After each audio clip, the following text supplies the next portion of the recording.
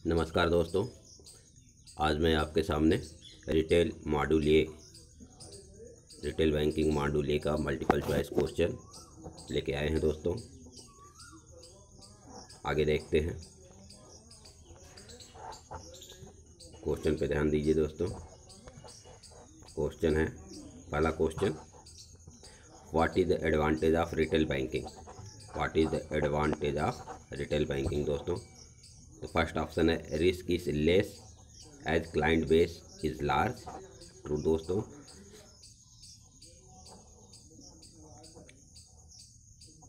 Income is relatively more as spread are more. ये भी सही है दोस्तों। Stable mode with less volatility, ये भी सही है दोस्तों। तो सब मिला के दोस्तों इस क्वेश्चन का आंसर डी सही हुआ। All of the above is correct. Question number 2 देखते हैं दोस्तों। क्वेश्चन नंबर 2 है, what is disadvantage of retail banking. What is disadvantage दोस्तों। तो ऑप्शन ए है, huge clientele required, more effort for monitoring and tracking. सही बात है दोस्तों। रिटेल बैंकिंग में बहुत ही ज़्यादा क्लाइंट रहते हैं जिसको मॉनिटर करना और ट्रैक करना बहुत ही मुश्किल का काम है। Cost service relatively high, service देना थोड़ा सा हाई रहता है, कॉस्टली रहता है। डिलिक्वेंसीज इज रिलेटिवली हाई, फ्रॉडियर लोगों की भी संख्या ज़्यादा बढ़ने लगती है रिटेल बैंकिंग में दोस्तों। तो इस तरह से इसमें भी सारे आंसर सही हैं दोस्तों, और इसका भी सही आंसर हुआ डी। क्वेश्चन नंबर 3 पे देखते हैं दोस्तों। What is not a characteristics of retail banking. Retail banking का कौन सा करेक्टरिस्टिक नहीं है दोस्तों।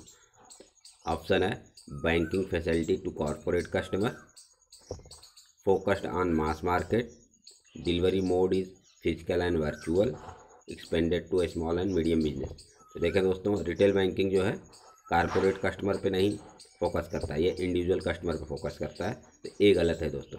मास मार्केट में फोकस करता है, सही है। डिलीवरी मोड फिजिकल वर्चुअल दोनों होता है, ये भी सही है।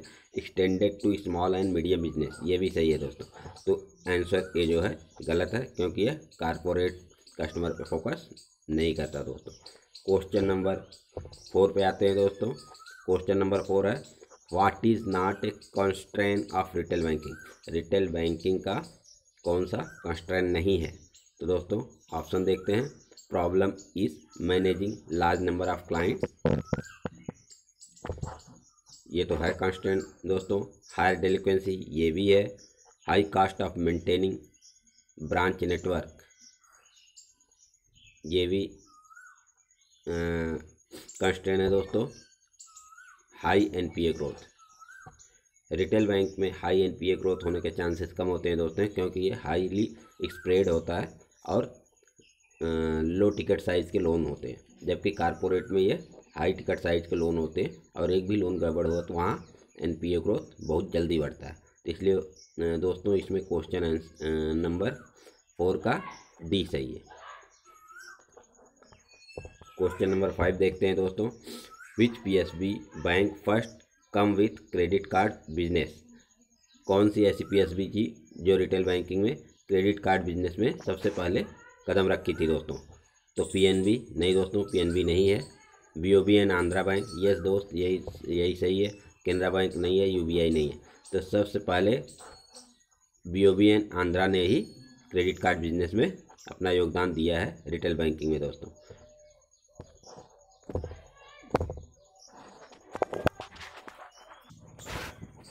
तो अगला क्वेश्चन है दोस्तों, retail banking concept in India has been initiated bye.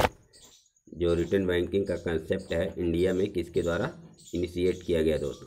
तो ऑप्शन है, PSBs, new generation private sector bank, old generation private sector bank and foreign bank.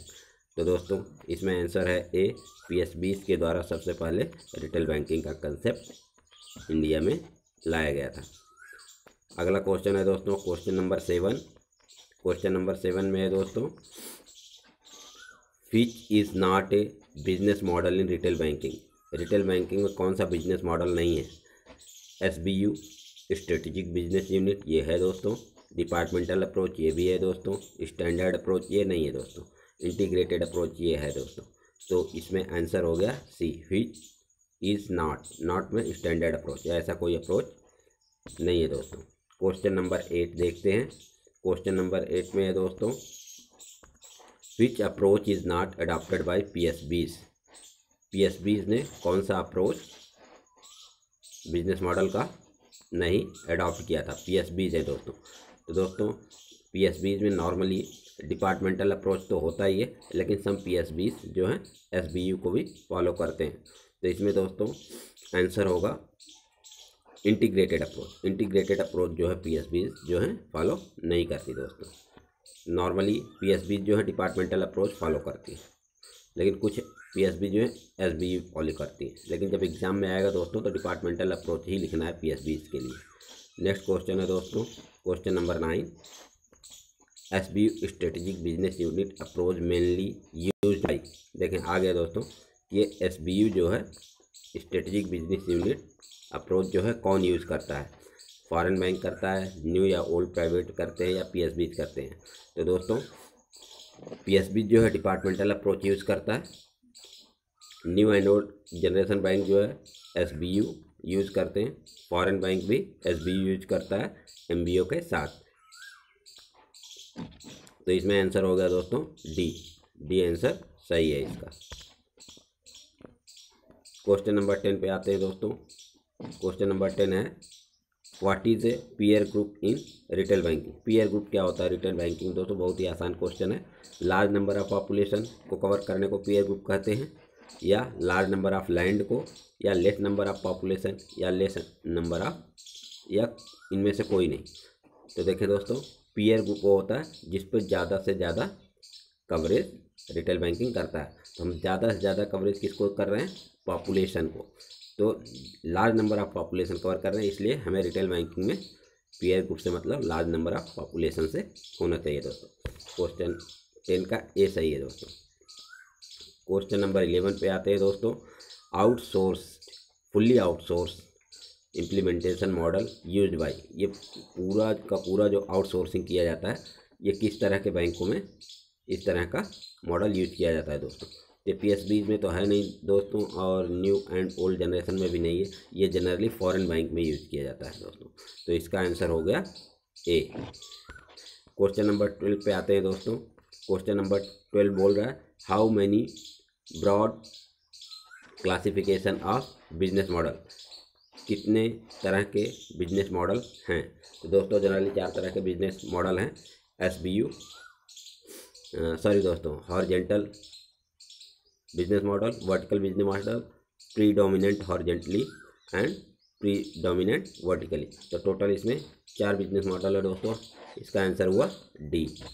अब हम आते हैं क्वेश्चन नंबर 13 पे दोस्तों। क्वेश्चन नंबर 13 कह रहा है, which one is not a business process model. इनमें से कौन सा बिजनेस प्रोसेस मॉडल नहीं है? इनमें से कौन सा बिजनेस प्रोसेस मॉडल नहीं है? हॉरिजॉन्टली ऑर्गेनाइज मॉडल ये है दोस्तों, वर्टिकली ऑर्गेनाइज ये भी है दोस्तों, प्रीडोमिनेंट और वर्टिकली ऑर्गेनाइज ये भी है दोस्तों। इसमें all of the above, answer D सही है दोस्तों। नेक्स्ट क्वेश्चन 14 पे हम लोग चलते हैं दोस्तों। क्वेश्चन नंबर 14, क्वेश्चन नंबर 14 में दोस्तों, व्हिच वन इज करेक्ट। इसमें से कौन सा करेक्ट है? तो दोस्तों इसको ध्यान से पढ़ना है। पहले, इन प्रीडोमिनेंटली वर्टिकली ऑर्गेनाइज्ड मॉडल, ध्यान दीजिए, प्रीडोमिनेंटली वर्टिकली ऑर्गेनाइज्ड मॉडल में common information is available for most of the product. यहाँ दोस्तों थोड़ा सा कंफ्यूजिंग हो जाता है। इस पे ध्यान देने की बात यह है कि जब प्रीडोमिनेंट वर्टिकली रहेगा तो मोस्ट ऑफ द प्रोडक्ट आएगा, और जब प्रीडोमिनेंट हॉरिजॉन्टली रहेगा तो सम ऑफ द प्रोडक्ट आएगा दोस्तों। एक तो ये ध्यान देने की बात है। इसमें कॉमन इन्फॉर्मेशन की बात होती है दोस्तों, उसमें प्रोडक्ट वाइड इन्फॉर्मेशन की बात होती है। किसमें? हॉरिजॉन्टली ऑर्गेनाइज्ड मॉडल में। तो ये सही है दोस्तों। दूसरा देखते हैं, in predominant horizontally organised model is mostly, देखें मैंने बताया था दोस्तों, प्रोडक्ट ओरिएंटेड होता है और सम प्रोडक्ट ध्यान दीजिए दोस्तों, ये दो डिफरेंस है, इसमें मोस्ट ऑफ द प्रोडक्ट रहेगा, इसमें सम प्रोडक्ट रहेगा। तो ये भी सही है दोस्तों, हॉरिजॉन्टली में सम ऑफ द प्रोडक्ट और वर्टिकली में मोस्ट ऑफ द प्रोडक्ट। तीसरा है दोस्तों, horizontally organised model offering end to end solution. किसी भी प्रोडक्ट का एंड टू एंड सोल्यूशन जो है हॉरिजॉन्टली ऑर्गेनाइज्ड मॉडल में ऑफर करते हैं दोस्तों, जबकि वर्टिकली ऑर्गेनाइज्ड मॉडल में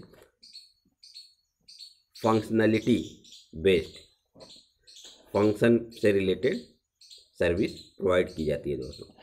इससे अंदाज़ा ये लगा सकते हैं दोस्तों, जैसे कोई कंपनी वर्लपूल है, वो एक वॉशिंग मशीन लाए तो उसको सेटिंग वगैरह करा दिया और थोड़ा बहुत 1-2 साल की वारंटी गारंटी दे दिया, तो ये फंक्शनलिटी बेस्ड अप्रोच हो गया दोस्तों।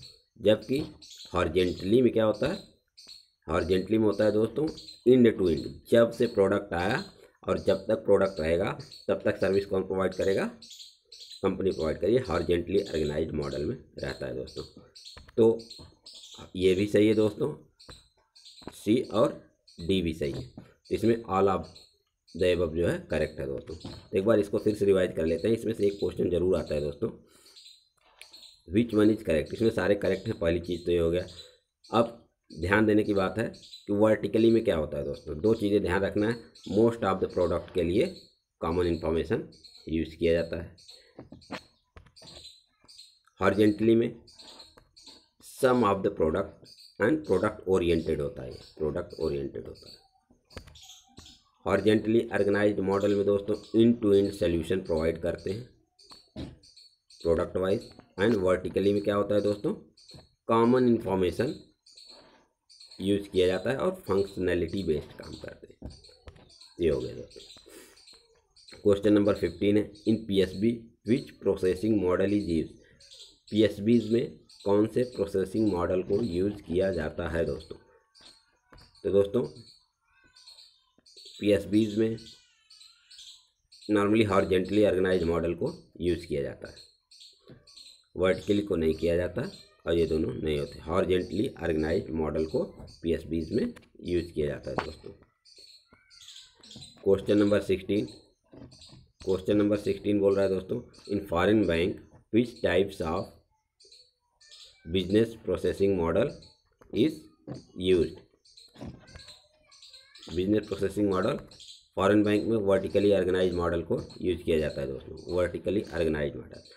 पीएसबीज में हॉरिजॉन्टली एंड फॉरेन बैंक में वर्टिकली ऑर्गेनाइज्ड मॉडल को यूज किया जाता है।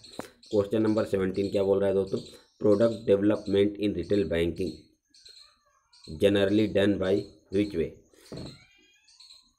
जो प्रोडक्ट डेवलपमेंट है रिटेल बैंकिंग का, वो किस तरह से किया जाता है। उसमें 3 तरह से किया जाता है दोस्तों, इन हाउस मॉडल है, आउटसोर्सिंग है, and partially in house and partially outsourcing model है। तो तीनों यूज़ किए जाते हैं दोस्तों, अलग अलग बैंकों में अलग।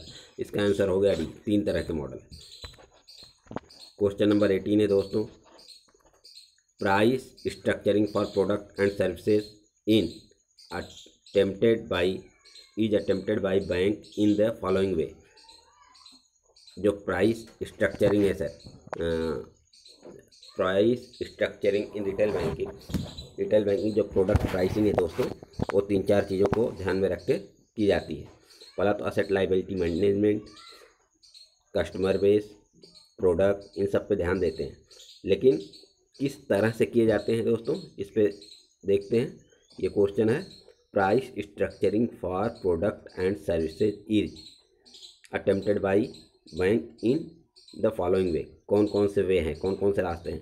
तो पहला रास्ता stand alone for different product and services, सही है दोस्तों। दूसरा है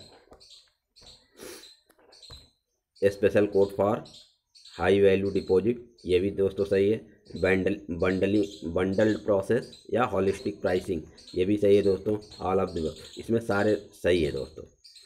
ये 3 वे जो दिए गए हैं इसमें प्रोडक्ट प्राइसिंग के, ये तीनों सही है दोस्तों।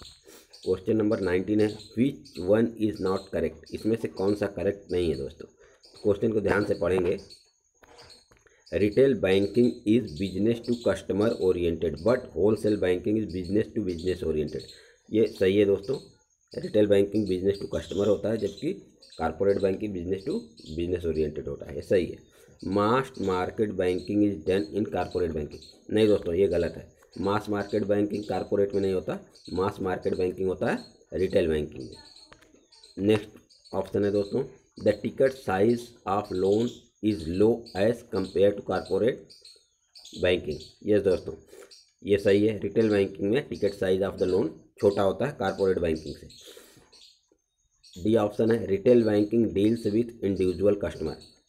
ये दोस्तों ये भी सही है, रिटेल बैंकिंग में इंडिविजुअल कस्टमर को डील किया जाता है जबकि कॉर्पोरेट में कॉर्पोरेट कस्टमर को डील किया जाता है। तो इसमें इसका ऑप्शन है बी गलत ऑप्शन है दोस्तों। मास market banking is done in corporate, तो मास मार्केट रिटेल में किया जाता है, तो ये आंसर इसका गलत है दोस्तों।